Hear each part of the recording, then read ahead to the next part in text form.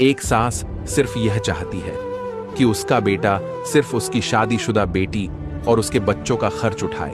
वह चाहती कि बेटा अपनी पत्नी के ऊपर तो एक पैसा भी खर्च ना करे और ना ही अपने बच्चों पर। लेन देन की वजह से वह बच्चों को भी सरकारी स्कूलों में पढ़वाना चाहती है ताकि ज्यादा फीस ना भरनी पड़े।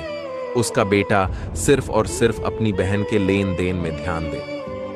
मैं उन सासों से पूछना चाहता हूं कि अगर बेटा अपने बीवी बच्चों की जिम्मेदारी नहीं उठाएगा तो क्या पड़ोसी उठाएंगे?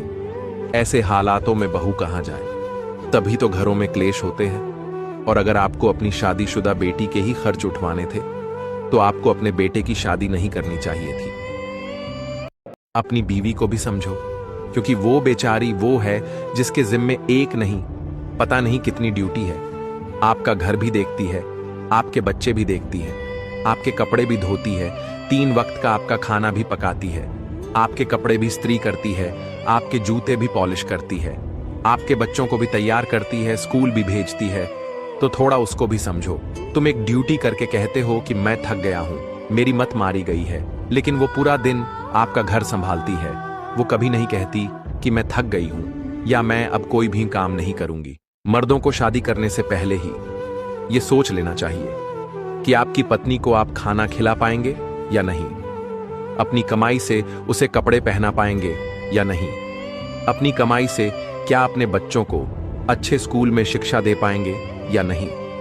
यदि इतनी व्यवस्था है आपके अंदर कुछ करने की ताकत है, तो ही किसी लड़की से शादी करना, वरना दूसरों के भरोसे में पत्नियां ना लाया करो, वरना उनकी जिंदगी बर्बाद हो जाती है। बात कड़वी है मगर सच है। अगर एक जीवन साथी प्यार और इज्जत करने वाला हो तो दुनिया की लाखों करोड़ों की दौलत भी उसके सामने फीकी लगने लगती है। इंसान भी क्या चीज है, दौलत कमाने के लिए सेहत खो देता है, सेहत को वापस पाने के लिए दौलत खो देता है। जीता ऐसे है जैसे कभी मरेगा ही नहीं, और मर ऐसे जाता है जैसे कभी जिया ही नहीं। जिंदगी की रेस में अगर टाइम मिलेगा तो सोचिएगा जरूर।